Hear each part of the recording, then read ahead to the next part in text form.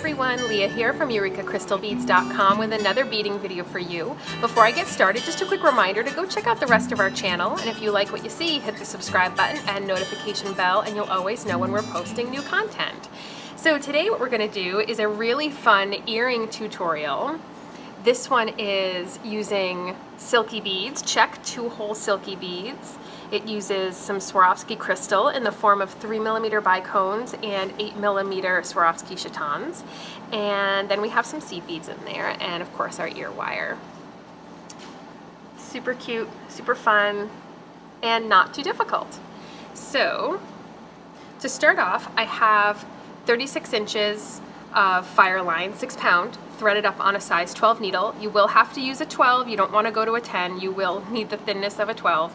And as far as waxing, I'm actually choosing not to wax only because I'm going to be going back through a lot of beads many times, and I don't want to see any wax build up at all, potentially get on the beads or inside the hole.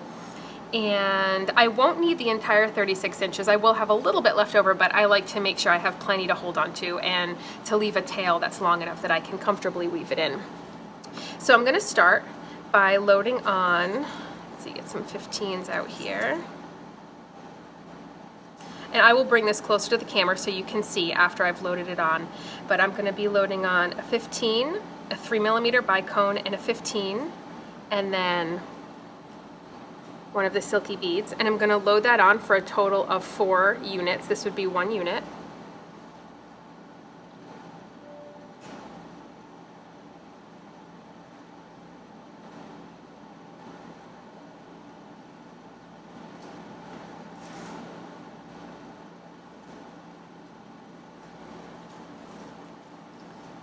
So this is what I end up with. All right, and it's up to you whether you want the back of the silky bead to be your front, or if you want the front to be your front. That's up to you. In this particular design, I am going to have the front of the silky bead be the front, but it's optional. You can certainly turn it around, that's no big deal. But you want to make sure that you do string them on all going in the same direction, so you don't have some that are facing the wrong way. I'm going to slide the beads down to within a few inches of the end, and I want to make sure I leave a tail that's long enough that I can weave it in later. And I'm going to tie this together in a square knot, so that's right over left and then left over right, and I like to create those 2 knots of my square knot and then pull them down together. Oops. Just like that. So this is what you get. You get a little diamond circle shape. And now my knot is currently in between the 15 right here and the silky bead right here. I'm going to travel through the silky bead, through the seed bead right after it, and then through the crystal. Okay, just like that. Pull it through. And we'll be going back through this loop of beads numerous more times, so I'm not worried about looping back around or anything like that. So now what I'm going to do is I'm going to pick up 3 groupings of seed beads all in the same spot, and that is, again, we're coming out of that 3mm crystal. So the first thing I'm going to do is I'm going to pick up 4 15s, and I'm going to loop back around and through the crystal. So my thread is coming out exactly the same spot as my needle is, or rather my needle is coming at the same spot that my thread is. I'm going to pull this down, and you get a little loop of 4 seed beads on the outside of the crystal. And I'm going to do that again in the exact same spot. So I'm going to loop back around into the same crystal and come back out. And I'm going to lay this next little loop of 4 seed beads right next to the first one. Okay? Now, for this last loop, I'm going to do one more. I want to make sure that I'm looking at the back now of my silky beads. This little loop is just going to be 3 15s. And I am going to loop back around. And I want this, again, this group of 3 on the back of my little bead construct here. So this is what we end up with. Little grouping in between 2 silky beads. We have 3 loops The one on the very back is just 3 beads, and then the one in the middle and then the one in the front are both 4 beads. Now what I'm going to do is travel through the seed bead, which was part of that original ring of beads. Let me angle that just so you can see that nicely. It's right on the other side of that crystal, and I'm going to go through the bottom hole of the silky bead, pull it all the way through. Just make sure not to get your little loop of thread caught around anything here. And now I'm going to go through the seed bead and the crystal on this side, and I'm going to do the same thing. I'm going to do repeat of what I did here. So again, I'm going to do 3 little beaded loops. I'm going to do 4 and 4 and then 3, and then make sure that the 3 is on the back. So if it's more comfortable to hold it this way, you can start with the 3 and then do the 4 and then the 4, as long as the group of 3 is on the back. So I will meet you back here in just a second. Okay, so as you can see, I've gone around and I've added those groups of loops in between each of the silky beads, and again, that is a loop of 4, a loop of 4, and then a loop of 3 along the back there. Okay. Now the next step is I'm going to travel, right now I'm coming out of a silky bead. I'm coming out of that bottom hole in the silky bead. I'm going to travel right up the first 2 beads of the group of 4 loop that's the most at the front of this. This is that very first little grouping. And now I'm going to pick up a size 11 seed bead, and I'm going to go down the next 2 and then right through the silky bead, or the next silky bead. And what we'll get is that size 11 will pop up nicely, just like that. And I'm going to repeat that all the way around, so I'll show you that again. Oops. I'm going to go up the first 2 beads of that frontmost loop of 4, like this. Pull all the way through, pick up an 11, and go down the last 2 beads of that group of 4, and then go right through the next silky bead. Again, pops it up nicely, makes it come to a little point. So I'm going to go ahead and do the last 2. Let's see, go through the first 2 beads in that frontmost loop, pick up an 11, go through the second 2 beads in that loop, and then go right through the silky bead.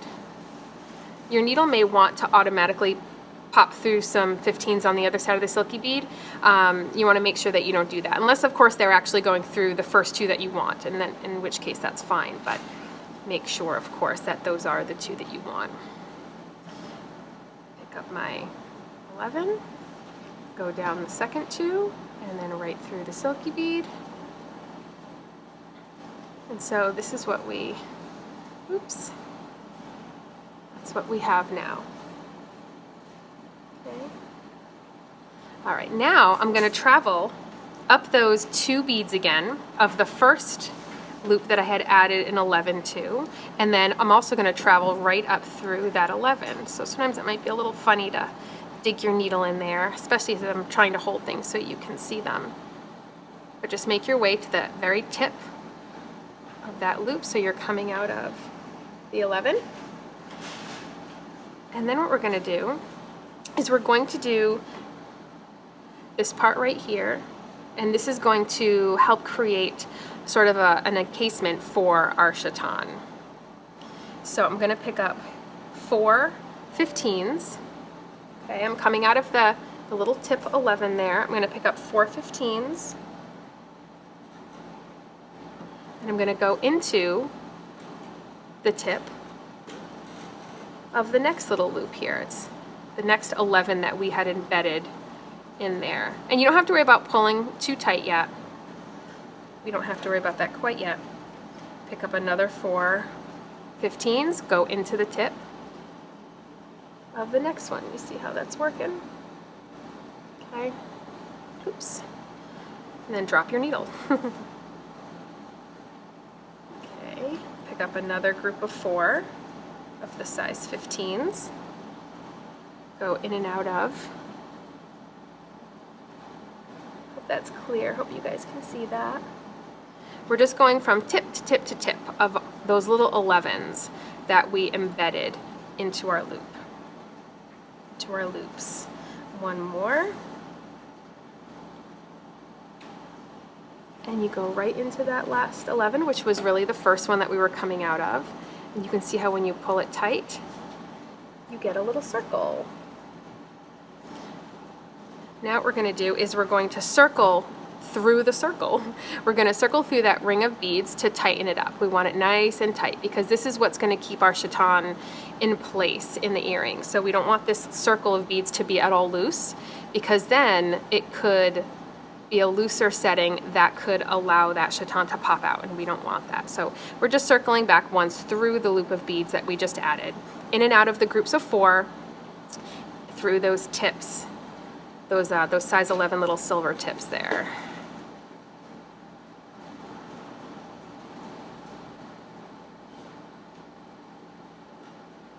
Okay,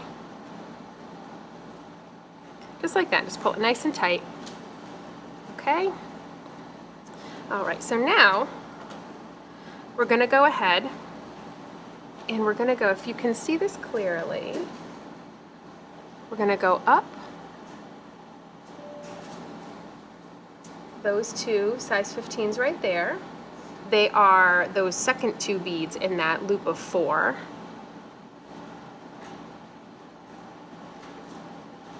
Okay. And then we're going to go into the first 2 beads of that back loop of 3. Hope that's clear. So that the loops of 3 beads that we added that were along the very back, we're coming out of the second one, which is the middle one. So we're coming out of the middle of those little loops of 3. Okay. Because now we're going to go ahead and we're going to be adding in our size 15s that are going to help permanently keep that chaton in there. So we're going to be doing groups of 3 chatons here. A group of 3 15s here. So I'm going to pick up 3 15 seed beads, and I'm coming out of the tip of that group of 3 seed beads right here, that loop. I'm just going to go ahead and go in and out of the tip of the next group of 3.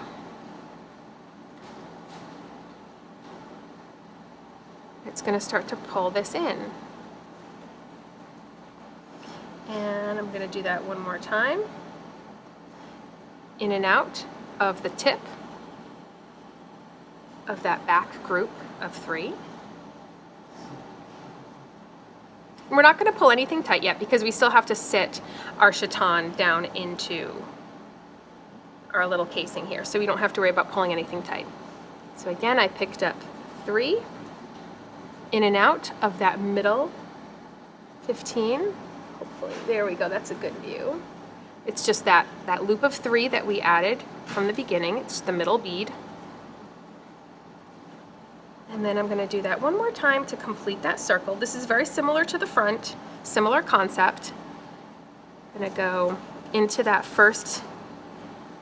the very first 15 that we had been coming out of, the middle bead of that first loop we were coming out of. And if you were, oops, I'm just caught there. If you were to close this up, you can see how this is what it ends up looking like. But we're actually going to go ahead and loosen that back up because we want to put our chaton in there. So loosen it up so that way you can get your stone in. I always like to rub it to get off any fingerprints. And you're going to set it right in there, and you can see how it's going to sit from the front. Just make sure it's nice and centered down into the front of your setting. Make sure your threads don't get caught around any of the other beads. And you just pull that nice and tight, and it holds our chaton in place. So again, the the concept here is that we have these groups of odd numbers of loops. So in this case, the silver seed bead created that odd number we needed, and we just went in and out of the silver seed bead, 4 seed beads in between. That created the front of our little casing. And then we went in and out of the groups of 3 seed beads. We had those loops of 3 from the very beginning. We went in and out of the tip of those loops of 3, which was the middle bead, with 3 seed beads in between. And when we pulled it tight after our chaton was in place, that is what closed up the back of the casing. So just like the front, I am going to circle back through this loop of seed beads one more time just to tighten it up. There we go. All right, so our chaton is in place. So the loop of beads that we have left was that middle loop. So the loop of 4, the second loop of beads we added when we were going around and we were adding loop of 4, loop of 4, loop of 3. This is that middle one, that second loop of 4. And what I'm going to do is just travel up some of my beads just so I can make my way out of that loop of 4. And in this case, I went up a bead. I'm going to go through the crystal that's there. And it does get a little tough. You have to really dig your needle in, so I apologize if I have to hold it in a way that you can't quite see it, just so I can get my needle in there, and then I'll show you a better view. Okay, so then I went through that crystal there. I just went up 1 bead from where I was, then went through the crystal. Oops, pulled it right out of my hand. And then now I'm good. So I am just all thumbs today, folks. And then now I can go through the first 2 beads in that loop, and we're going to embed a silver 11 in between each of those loops, just like we did earlier. So we're coming out of the middle of that group of 4. I have my little 11 here. I'm going to go down the 2 on the other side. It adds in our little point. We're going to go through the bottom hole of our silky bead. I'm going to go up to the first 2 loops in the group of 4 that's left that we haven't done anything with yet, and then pick up my size 11, go down the next 2. Oop, and my needle went right through the silky bead. That's great. Go through the first 2, pick up an 11, go down the second 2, and then, oop, awesome, right through the silky bead. Go through the first 2, pick up my 11, right down through the last 2, and through the silky bead. We're on the home stretch, folks. So this is what we have now. This is our front. There we go, that's our front. Oops. There we go. That's our back. All right, so we're coming out of the bottom hole of the silky bead. You can see that there. We're going to head right up into the first 2 beads, those first 2 15s in that loop, and then right through the size 11 right at the tip, just like that. You can get rid of this tail at any point during the project. Now, everything we add now is all going to be groups of 4. So we're going to be putting on groups of 4 size 15 seed beads. So I'm coming out of that 11. I'm going to go right into the top hole of the silky bead. I'm going to pick up another 4. I'm going to loop back around and come out of that same hole all over again. And this is going to give us a little grouping right along the top. I'm going to pick up another 4. And I'm going to go down into the size 11 loop right at that tip. And I'm just going to repeat this around. So I pick up another 4, go into the top hole of the next silky bead, pick up another 4, loop back around, just like that. Pick up another 4, go through the tip of the next loop, which is that silver size 11. So I'm just going to go around and get that part finished off. All right, so I'm just about finished. This is the back view. I have my last little group of 4 15s there. I'm gonna go right into that silver bead, the silver 11, and then right up, continuing through the next 4, and then through the first 2 of the grouping at the tip, just so we're coming out where you can really clearly see is the very, very tip of the beadwork. You're coming out from in between the group of 4 that we added at the very tip of that silky bead. And just like we've been doing earlier, we're going to then pick up an 11. We're going to embed an 11 right into that tip. So picked up an 11, go down the last 2 of that group, and then continue right on down through the area with the silver size 11 all the way up. So you went through down that whole side. You're coming out of the tip of the next point there.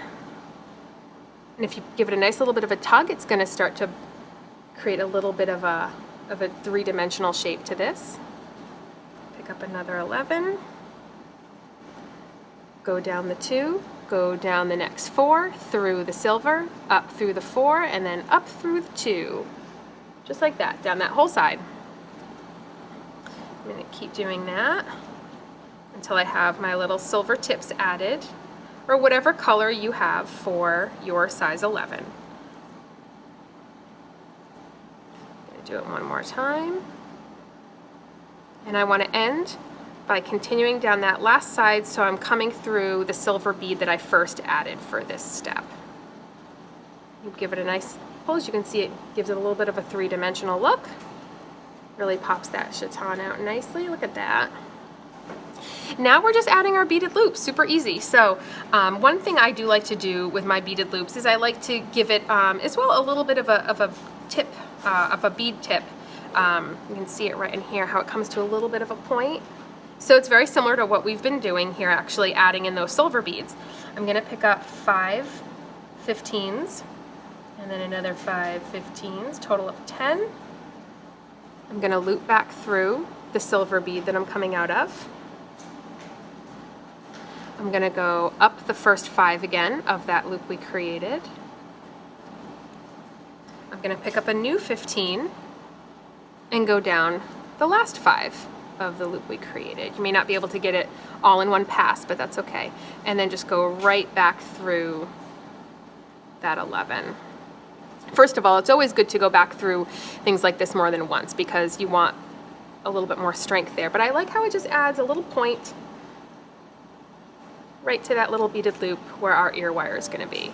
So at this point we can weave out our thread, and it's up to you where you want to do it. I just do it right along the side of my beadwork here. So this whole sort of framework that we have, that's where I do my knots. So I've just gone through a few beads. I'm going underneath my stitch of thread. I'm going to go through my loop there, pull it tight, go through another few beads just along this outer frame, go underneath my stitch of thread, go through my loop, pull tight,